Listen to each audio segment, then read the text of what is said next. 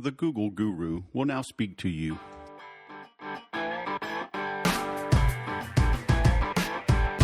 Hello, my friends, and welcome to the 210th episode of the Sales Podcast. I'm Wes Schaefer, the Sales Whisperer, your host.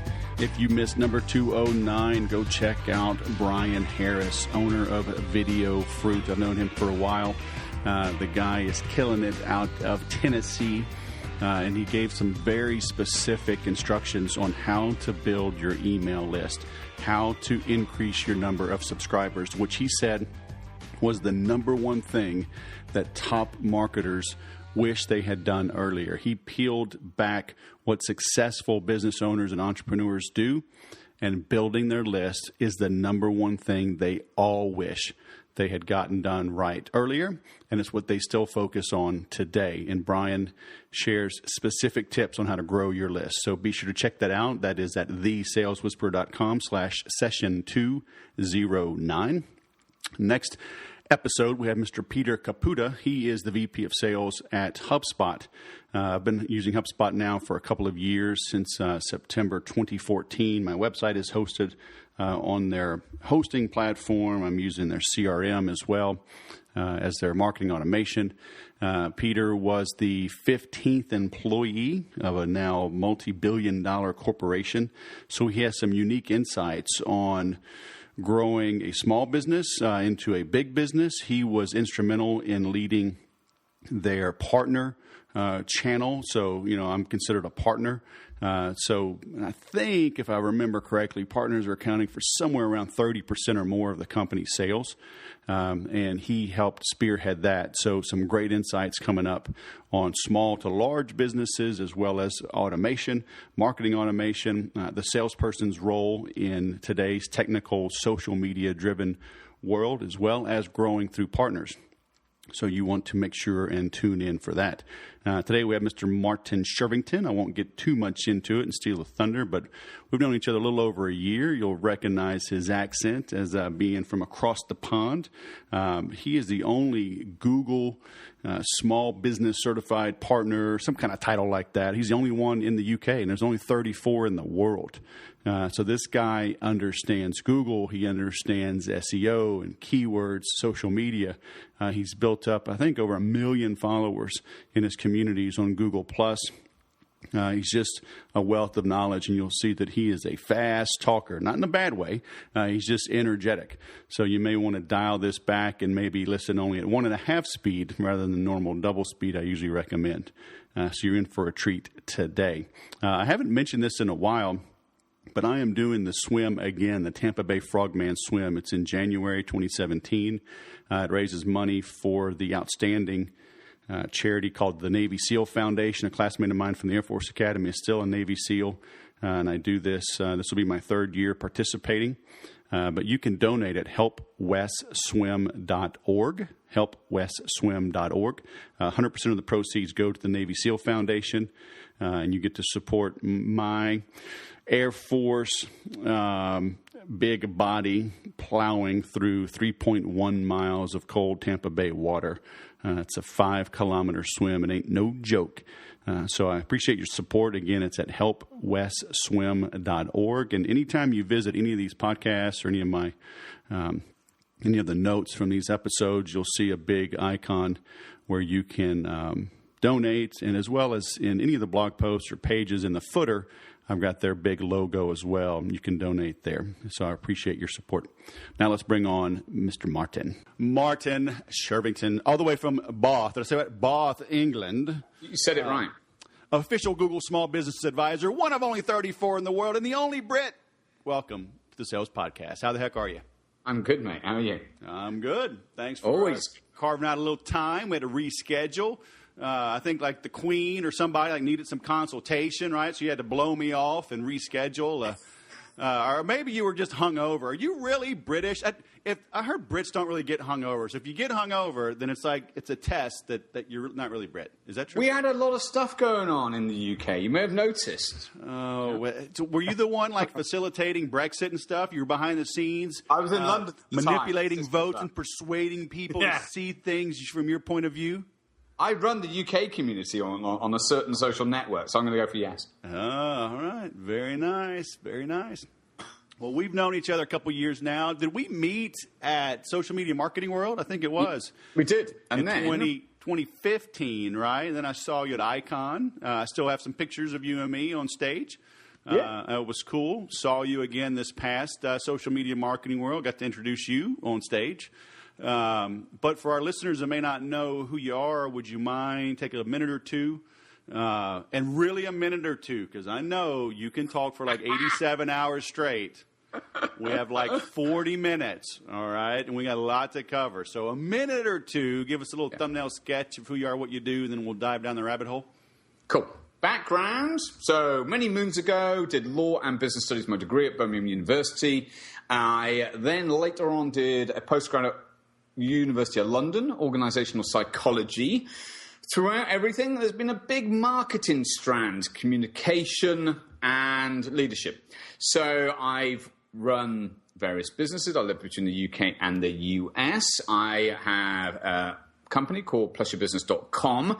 We began very much focused on certain aspects of Google and advising on that, and we broadened out over the last year or so to be a wider agency, and we look at helping people digitize their business, marketing being the main aspect that really makes a huge difference to the revenue side of it. Although we do internal communication stuff using different things like Slack. I'm quite excited about Slack, so we can talk about those. But yeah, that's what I do. So yeah, the Google Small Business thing has been cool because I like Google. I find that, the Google products, whether it's Drive or looking at search, social, we'll come on to. Don't make me cry, Wes. And we're talking about all those things.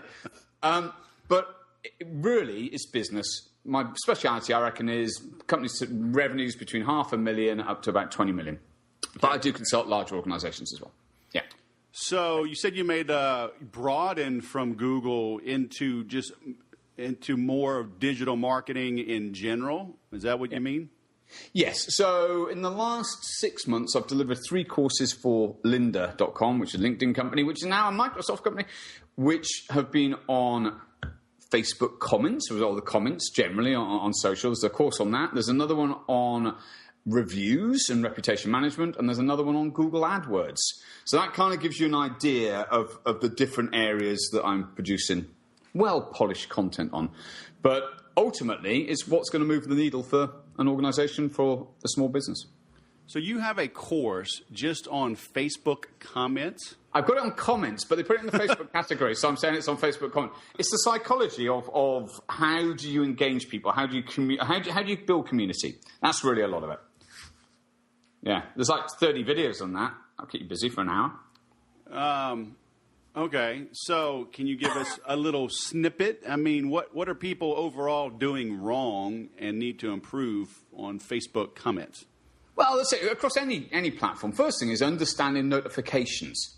So when you post something, you want to understand how many people are likely to see it in the stream. What then is the percentage of people that are going to engage upon that thing? Engagement now being they like it, they give the heart, they give all those different faces or not. What about the comments? What is your intent behind posting and then having conversations with people?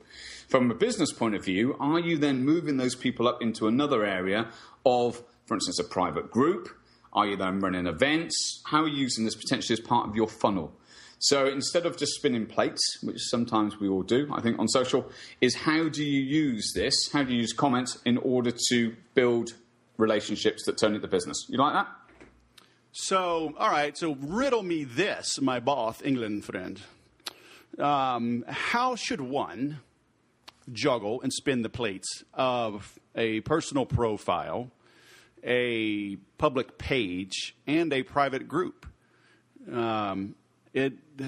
Just doing those 3 seems, for me, it's been a lot of work. My page ends up getting neglected. Personally, I've got a ton more engagement on my personal. And I know that I'm a little different in that I don't mind my personal spilling over into my work because it is me.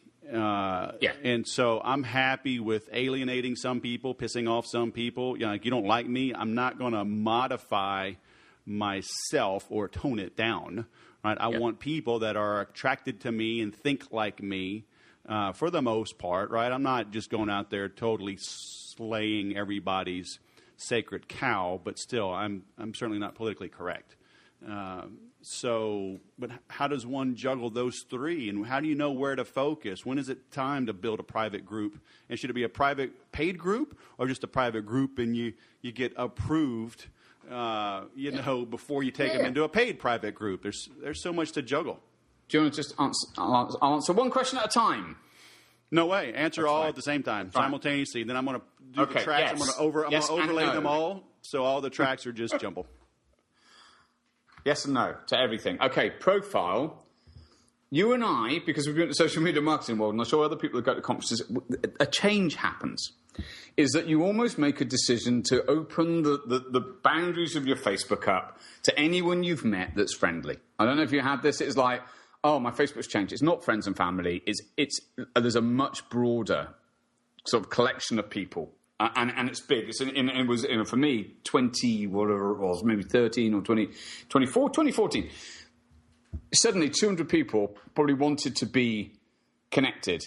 And I was like, right, I'm going to let them in. So my profile suddenly became a business, social, people from university, people from places I've lived around the world. It was all one thing. Now, the challenge of that is that you've got everybody just following you every post that you've got. There's no differentiation. So the news feed is that you either follow somebody or you don't follow somebody.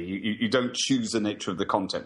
People could use lists, sure, you could share to different people, but a lot of people don't. And it's also become increasingly public as the primary way to share. So a page is great, and it's just the same on other networks, the same on Google+. A page is great if you want somebody to geek out on certain content. So it could be that you want to post about virtual reality, or it could be you want to post about gardening, you want to post about all of this things all the time. That's really good because those people say, do you know what, I'm so into that, I want to follow that page. I want to, see only that content. Right. If you find it's hard on the juggling, you've got to accept that your friends and family probably don't want to see all of the business stuff all of the time. So that's when it's like that step. Is it what balance? You've got to choose where do you put your attention. So the spin and the plates bit, I think, often happens when you haven't got a strategic view of why you're doing the activity. Is that you're just going through the motions. So really, you need to go to the other end. Is what you're trying to achieve. And if you're trying to build relationships with certain people, or you're trying to stay in touch, all of that's possible from either method, the profile or page. Now, a group, my view, public group, closed group, secret groups. A group that's public doesn't necessarily make people feel special, but it makes people feel they belong. And it's a community-type principle, the same on other networks. A closed group, where people got asked to join, or a secret group which they can't even find and you're invited to, they are different. I think that's a tighter community focus that is almost... It is the velvet rope in some way. So should you pay for that or charge for that? That's not. It's not whether you should charge for the group. It's whether you should have part of your business model that you've got a membership. So my membership community is in Slack, but I will be building a new thing using a closed group in Facebook later this year. So again, you've got to kind of like plug into how does this serve you? Because running communities take a tremendous amount of time. Right. Okay. So you've got to look at, is that driving towards your outcome? Quick question. So you mentioned Slack, and I've had this communication with some other people. I had Ryan Stuman on not too long ago, and he's looking at building his community, which is large, on a platform other than Facebook, because at the end of the day, we don't own Facebook, right? We don't own Twitter. We don't own Google Collections. Yeah. And they can and will eventually slap you and either pause your stuff or shut you down, and you have no recourse. Yeah. So I like the idea you're building things on Slack, but it's interesting that you're coming the other way, and I'm thinking of heading your way of building things off of both. Facebook. And I think it's different purpose. So the reason, and I blogged on this. I blogged quite a lot on community building. I can't read, man. You got to tell me. So everyone just go to the blog. So I've told people the pros and cons of it. All right? It's platform agnostic. It doesn't require a social account that's on Facebook or Google or LinkedIn in order to build. Now, the problem is people have to go there. So unlike Facebook, when you've got your notifications because you popped in to see what your cousin Terry's been up to on the weekend, you have to, with Slack, either notifications are on all the time or you go in there and it's opening up a tab. Engagement is lower than it was when I was doing stuff on social platforms. It's fine. I've just done an event now for the community. But it's not what I've had elsewhere because people aren't just receiving the notifications on a day-to-day basis and email, all of this stuff, right? So you have to consider what you're trying to achieve. Platform agnosticism, if that's the thing, is something that's important, though. And that was one of the pieces that I decided to move the community from Google Plus to Slack, that I could then open up and not feel that it was only a Google Plus community business. Because I was charging, and the membership side was up to about $4,500 a month from that source. So I then moved so that I wasn't saying, well, you're going to have to join Google Plus in order to be part of this. And that's the reasoning behind it. Right. Yeah. So you have a good group, though, on Slack. So why make extra work for yourself on Facebook? I think that with the new thing that I'm looking at, which is something for marketing consultants, that Facebook could lead to secondary benefits of how the information from what we're doing spreads. I think that we could grow easier on Facebook and then have a higher level community in Slack, which is essentially what we've got now. And that may well be a paid community, for instance. So it could be a feeder community or it could be a viral content community. Okay. So basically build it where they are, but then offer something maybe premium that's off-site on Slack or some other software agnostic platform, which is free to download, right? Slack is free to use or become a member. Free to use most of the time. Yeah, exactly. Yeah. And while I understand that, in the beginning you're going to have fewer people, fewer eyeballs on Slack, the nice thing is when someone is there, the chances of them being distracted are much, much lower because they're not seeing feeds of the bachelor party or the bachelor or politics or wars. They're just focused right there on you and your group and your community. And I think there's a lot of value in that. Yep. That's a good. And so is Slack pretty easy to use? Do you have a course on Slack or is it even needed?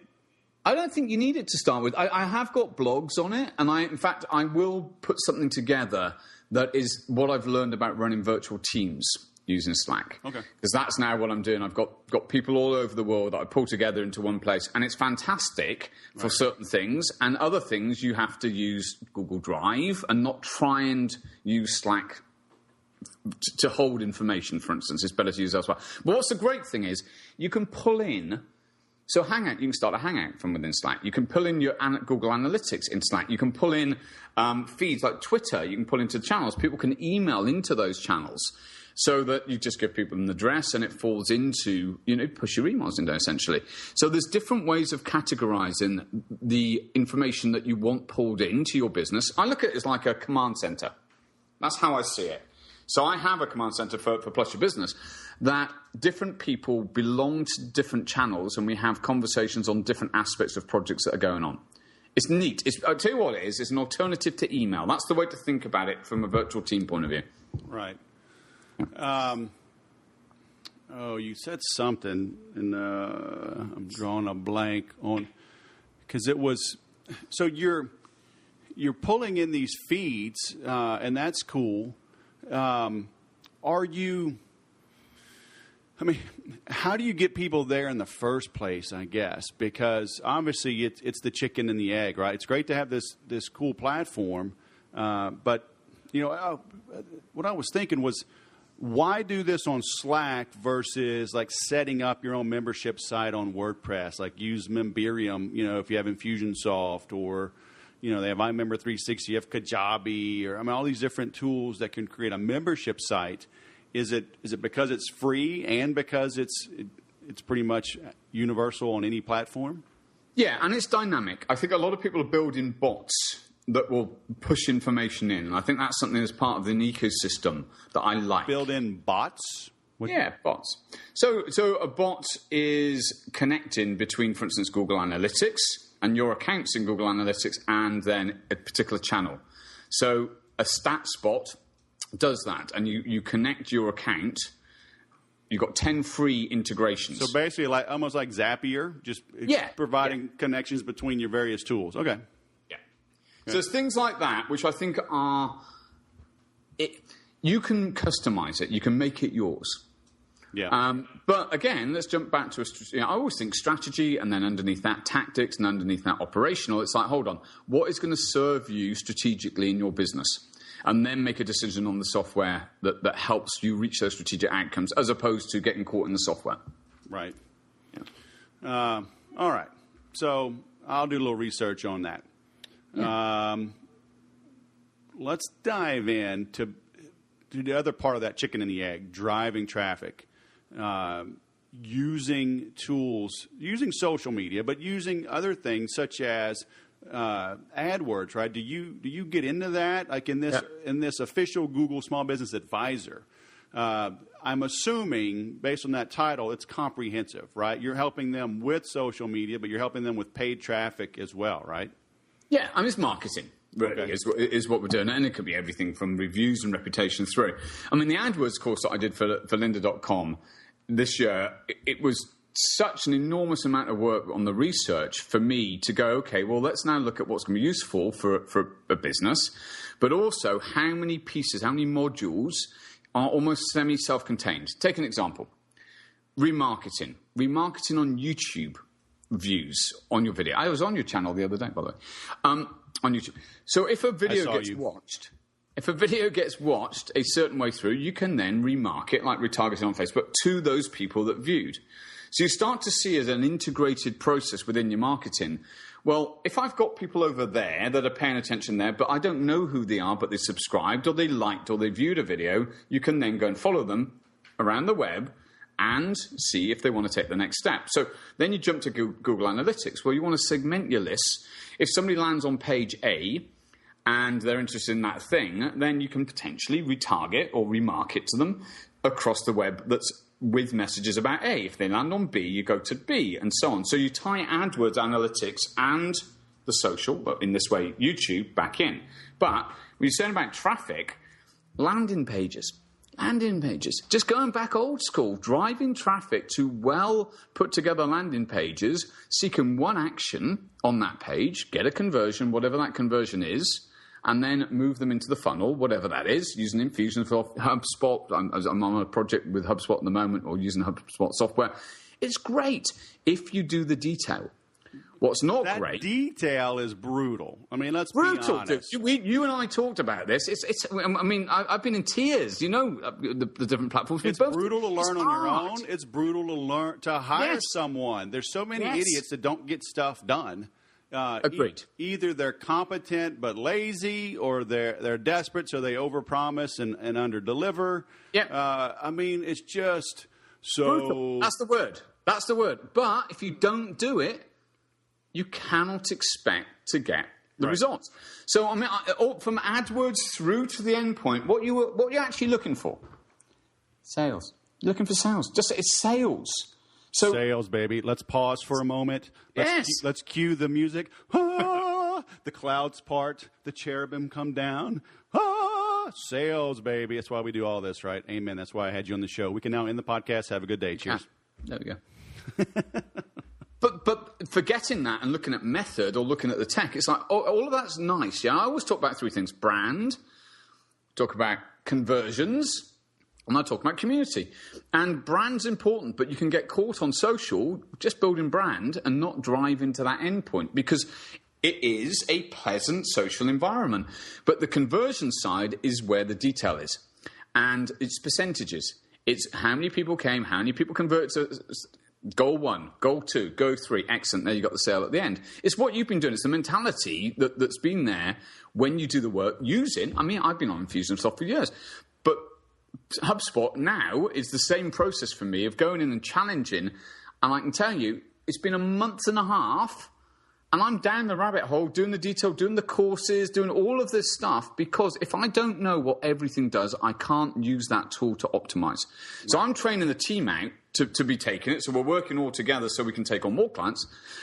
But I know that without years of experience of AdWords, I wouldn't be looking at going, hold on a second, what's going to connect the dots? You and I have been talking about that for years. To connect the dots between these things is hard because you've got to know these things so well. So this is not easy. It's not turn a dial and get it out the other end. We are a few years away from that, in which case we've got a job for the meantime, Wes. Right. Well, and what I always tell people is the stuff I teach is hard. And that's the good news, because your competition is lazy and they won't go do this. Yeah. So if you can buckle down, carve out an hour a day, wake up early on a Saturday, bang out 4 hours of work, from 5 to 9 a.m. And the work is learning, right? Going through courses, taking some notes, applying little things. In a month, in 6 months, you will get good. It will become easier. At least you'll have a mastery of it. You can then sub it out. You can then keep tight reins on the people you do sub it out to. Because I just sent an email out. You can't expect what you don't inspect. To just hand over the reins to somebody is just, it's not scalable. You will die. They will let you down, and you will be up a creek without a paddle if you do that. It's interesting, right? So let's pick up on this, because I think it's useful for people to hear this. Because we had a private conversation, you remember that, ages ago, when we were talking about this stuff, is almost abdicating too soon, right? Or giving up to, as opposed to delegating effectively, is kind of go, oh, just over there. You can't assume that anyone else knows what you know until you've seen them deliver on that knowledge. And then you go, excellent. I say, and it isn't just a cognitive level. It's actually experiential, and you need to have it. So let's go back to the process you talked about the learning notes. Everything I learn, I teach. Right? That's my philosophy. It has been for years. In which case, you've got to, when you go through, you've got to make notes in a way that you could give those notes to somebody else and then do the thing that you've just learned. And by doing it at that level of detail, that's what I found is consistently useful, is you've got user guides. You basically create user guides for all the stuff you've done. That's how I built the reputation of knowing the Google aspects, is I would go in and not just learn it. I would just go, let me show you. Let me show you how these bits connect. Let me show you the threads that are running across this whole ecosystem.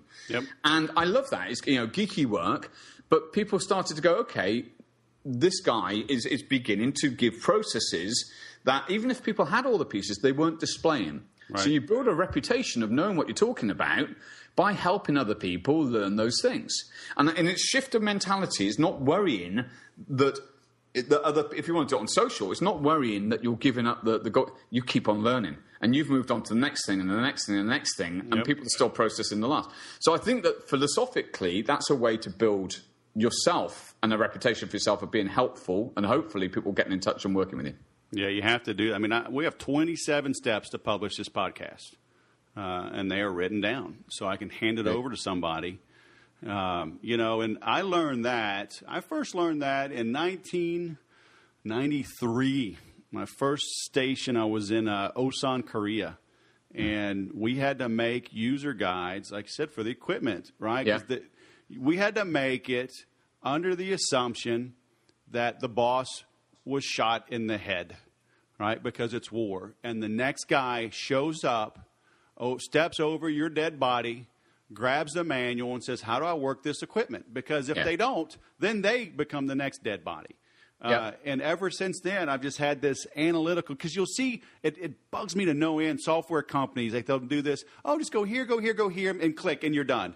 But they assume you know that between steps C and D, there's C1, C2, and C3. I know. I've seen your book. I'm the same as you. It's like literally nothing. No step should be ignored. None. No None movement of the all. Mouse. No movement of the mind. These people, every single thing. Yeah, what you're an expert at, like learning how to cook. My mom, just a dash of this, a sprinkle of this. I'm like, what's a dash? Yeah, exactly. Right? Is it like fill my handful dash? Or is it, 3 fingers sprinkle dash? And over time you get good at it. But you have to do it over and over and over again. You have to see somebody, 1 tablespoon. And then you start to figure out 1 tablespoon's not enough. But in the beginning, you got to be that analytical. But I want to go back to something you're talking about, like landing pages and like it's all sales. And I love all that. But are you seeing a change in the pure old school squeeze page, landing page, no menu, buy or die, versus sending paid traffic to maybe your epic content, a long blog, a long tutorial, even a video where now they feel better about you, and then there's a call to action on that page? Well, I think that the call to action for me isn't usually purchase. Right. So, I mean, for you can opt in, but are you doing that to a content page or a sales page? You know what I'm saying? Yeah. Sales page at the minute. Yeah. Okay. But the nature of the product. So on the HubSpot test, the nature of the product is something that costs $3,000. So people need to be moved through a process of education and buying in. There's got different entry points into the funnel. But what I would say is, there's no rule. Every company's different. You've got to test. You've got to run your split test. You've got to look at the nature of the traffic. And you actually, Wes, I'll tell you what it is. You've got to go back to the intent behind the keyword. Okay. That's what you've got to do. You've got to look at when they put that thing in to search, what does it mean? At what stage? Are they top of the funnel? Are they bottom of the funnel? How educated are they? What is an appropriate place for them to go next? What can I do? And then you look at your stats, and it depends on your volumes of traffic, and you go, okay, based upon actuality of evidence of was there a conversion or not, was that a good move? And you've got to remove the, hey, I know, I'm smarter than, because it isn't like that. You've got to look at everything being tested. Right. You know? Now, so does Google not like good old landing pages, like from lead pages where you use like the hosted lead page? So like I may run an ad, make every sale, but it goes to whisper.leadpages.net/make every sale. Does the URL have to match? Yeah, but you've got two different purposes, haven't you? So let's untangle that. You've got your AdWords, and what you're talking about, the URL matching, is really a search thing. It's an SEO type thing. Well, I'm talking about like for pay-per-click. Like if I'm from a pay-per-click, it makes no difference whatsoever to AdWords where you're driving that traffic in that sense. Well, I've had some gurus tell me, oh, you can't run PPC to a URL that doesn't match. Match your account. You can run PPC to an alternate URL. I don't. I put it through to the site. You can. Okay. All right. But what the match has to be, so the display URL right, and the landing page URL need to match.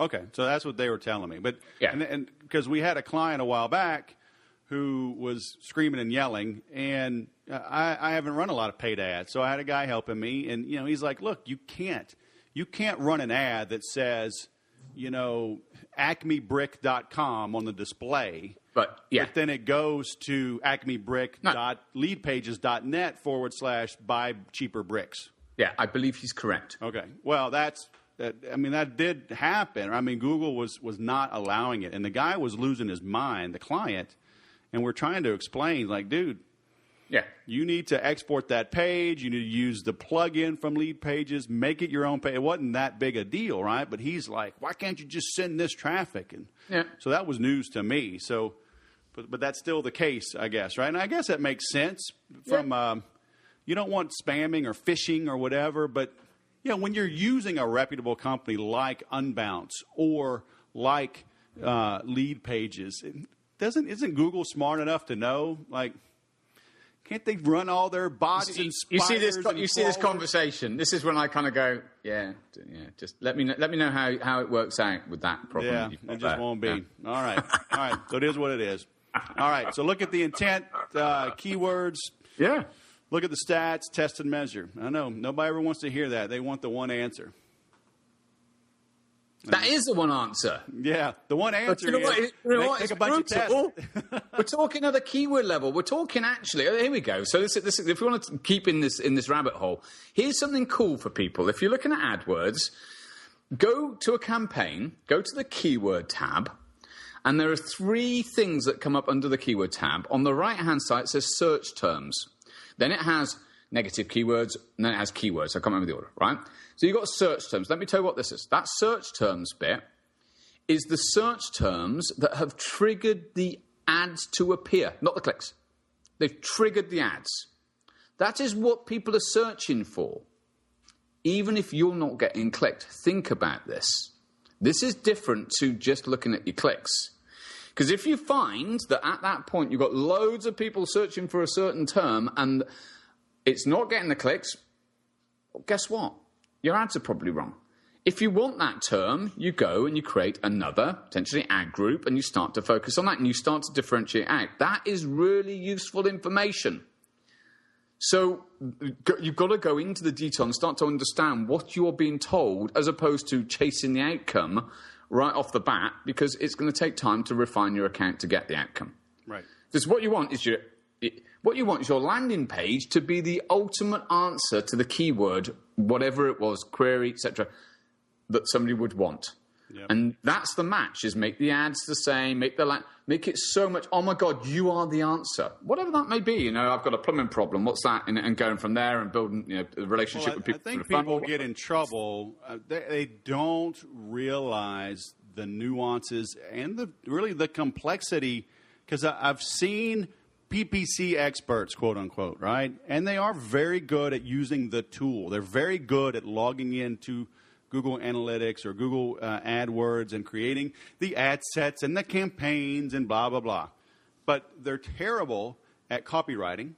They're terrible at any type of creativity with a good call to action.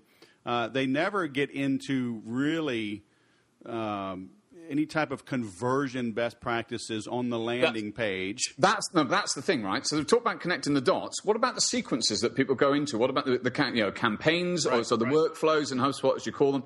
It's like you've got to see it end to end. Yeah. I mean, sales. What about the sales? Are the leads generated any good? All of this stuff. It has to be seen as a whole process. I had a guy. He had this PPC guru, and he had a good ad on a display network, and it went to a landing page that was a good landing page. It matched the headline, matched, blah blah blah, and it was decent content. It wasn't wow, but it was, at least it was congruent. It flowed, but then their web form was different, right? It was like saying the benefits of eating apples. So you click on the ad, and there's a benefit for eating apples, and then it's get your free report for eating bananas. Yeah.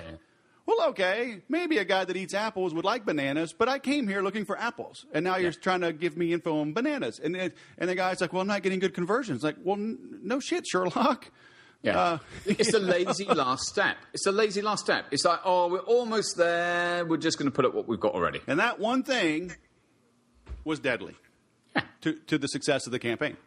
Yeah. So you got to get somebody that's conversant beginning to end. And now you may need to hire 2 or 3 people on this. Maybe you hire a PPC expert to run things or to get you up to speed. You may need to get a web designer, somebody to help you with the landing pages, and you may need a salesperson or a marketing expert to help with the conversions at the end. But once you understand that, all of that stuff can be cloned and then easily modified, right? Because you're not going to change.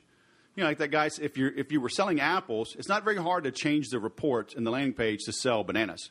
No. And it's not hard to then change that to sell oranges. And then it's not hard to combine them all and sell a fruit salad. But you got to get started. You got to get one thing working and understand it from beginning to end. I've got 6 people working on client stuff at the minute on one account, different roles, and that's the coordination, because none of them is the expert on their own of all of it. Right. But they're all brilliant aspects. My job is to coordinate it so that we get the outcome, which is decent leads generating the sales. So that I then have to work with the internal sales team going, tell me about the leads you're getting. Daily, literally. Right. Tell me, was that person, that phone call? Because here's another thing. If we want a bit of a rant, everybody, a bit of a rant. The sales doesn't very often feedback directly into marketing unless it's a purchase on the site at the time. If it's lead gen stuff, you're like, that phone call you had, well, was it any good?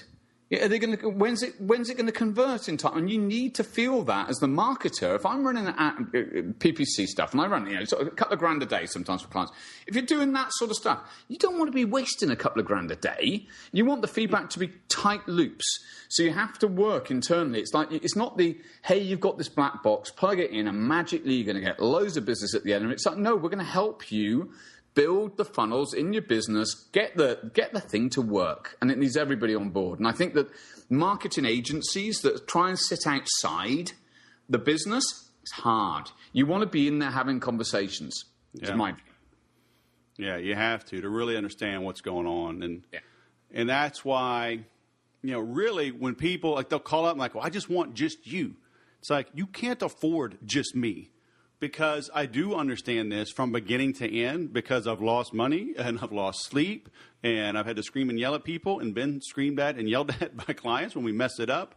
And that's why, I bring a team together to help make this happen, because, very few people are as stubborn as you and me to stick with this long enough to figure all this stuff out. And then it's a moving target, right? As soon as you get this AdWords course up on Linda, you're probably going to have to update that thing in 6 months.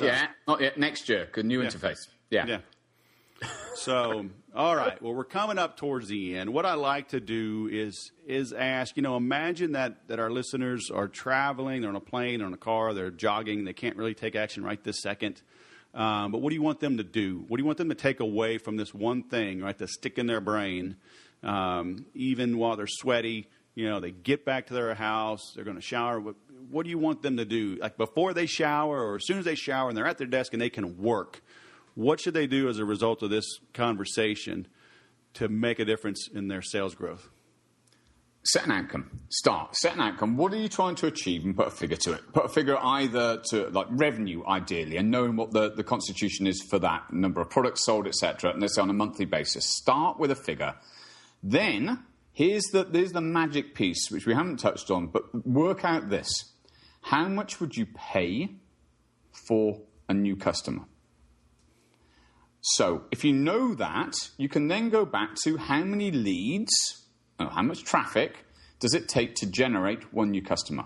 And if you've got your figure, and let's say it's $500 for something, and it's a high-level product, it could be $50, it could be $5, you can then go back and you can work out your funnel. You can reverse engineer your funnel. So you say, right, if it's $500 and I've got a 1 in 5 conversion rate on my sales, then I need 5 leads at $100 each in order to generate that single sale. How do I get leads for $100 a time that are quality leads? And then you can work out, is it Facebook ads? You can test out, is it AdWords? Is it content marketing? I'm working on the social, which has got a cost. It's got a dollar value cost to it. But if your outcome is at the end of the month to have that figure of revenues, then you can work out how many sales you need, how many leads you need, and then the actions you need to take to get there. And I think that's it, is work the model out, work the equation out. Yeah, and what you need to realize is in the beginning, it's going to cost you more than $500 to figure this out, because if you can afford to spend $500 and you have a 1 in 5 closing, then you can spend $100 to get that lead. But to get that one lead, you may have to spend $10 per click, because you have, say you're in a competitive space, it costs $10, so 1 out of 10 that come to your website opt in to even become a lead. Yeah. So that's how you start working that backwards from 500 to 100 to 10, and then you start to have a budget. But then, maybe it's only $5 per click, but you're going to pay somebody to manage this for you. So their hourly rate has to be averaged in, but at least you're making informed decisions. Yeah. Right? You're not just hoping, you're not just wondering. So you have that goal. So, and the way to do that as well, right? Look at your budget, or look at your income goals for the year, understand the average sale, and from there you can determine your profit, and from there you can determine your ad budget. All right. Very cool. So you mentioned your website, plusyourbusiness.com. Is that where we should send everybody to get to know you and learn more about you? Hit me up, Martin at plusyourbusiness.com if you want to get in touch. See me on social. We didn't talk much about Google+, but I've been on Google+ a long time. Facebook, if you want to follow me there. If you're friendly, come and friend me. Martin Sherv. Martin Sherv on Twitter, LinkedIn, Martin Sherv. Look at that consistency. You're like a branding expert or something. It's one of the aspects, All right. Well, it's beer 30 over in the UK, huh? Curry 30 on a Monday. Curry. Well, you need beer to go with the curry, right? I might have a beer as well then. Go on then. Might. Okay. Are you sure you're British? Are you sure? Yeah. Lager, probably. Lager. All right.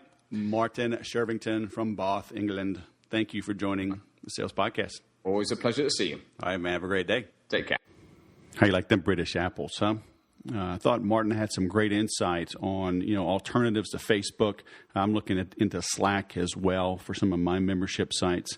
How to use comments, notifications, why and how to use Google Analytics correctly. And the big thing there, YouTube remarketing.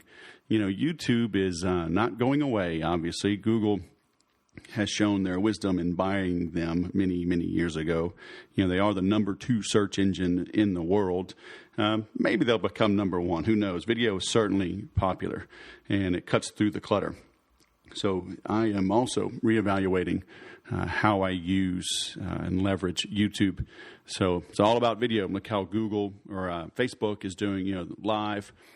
Instagram is coming out with their stories to compete with Snapchat. Vine has obviously been around for quite some time and probably won't go away.